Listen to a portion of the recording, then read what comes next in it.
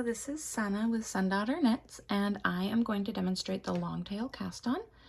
This is for reference for students in Cast On and Go or beginning knitting the basics and beyond, honestly, or anyone who wants to do a long tail cast on. Quick vocabulary: we've got our ball of yarn, we've got our needles, and that's kind of all we need other than our hands to do this.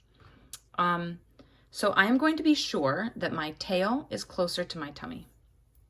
My tail, of course, is the end of the yarn. So that is going into my lap. You can't see it. Whether we are right-handed or left-handed, we're going to make a gun with our left hand. So here's my gun. I am going to take the working yarn, it's attached to my ball, and hang it over my index finger. And I'm going to take the tail and hang it over my thumb. Let me get myself some more working yarn to work with. Okay, come here, you. Okay, one more time. Working yarn over index finger, tail over thumb. I'm going to take my right hand and close it around these two strands of yarn. Then I'm going to open the handle of my gun and close it again around those strands. So if I give a yank on this end that's in my lap, it should pull on my thumb because I want the tail over my thumb. So I'm now holding the yarn in my left hand, right-handed or left-handed, we're holding the yarn in our left hand with the tail over our thumb and the working yarn over our index finger, both strands pinched together by the handle of our gun. Now we got our needles.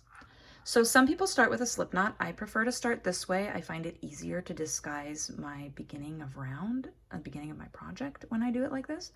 I take my needle in my right hand, right-handed or left-handed, needle goes in the right hand. We're going to rest our needle on top of that strand of yarn between our thumb and index finger, angle it down and scoop and twist.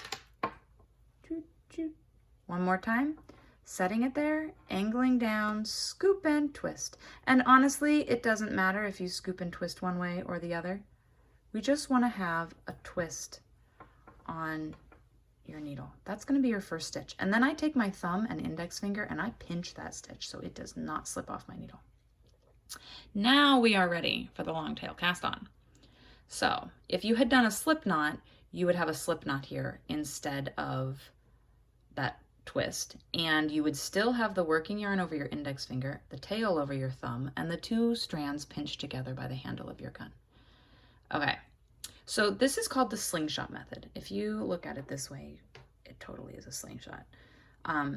We're going to pull back into a slingshot and then angle down. I'm going to bring my needle way down here to the base of my thumb. And I am definitely exaggerating this for the video.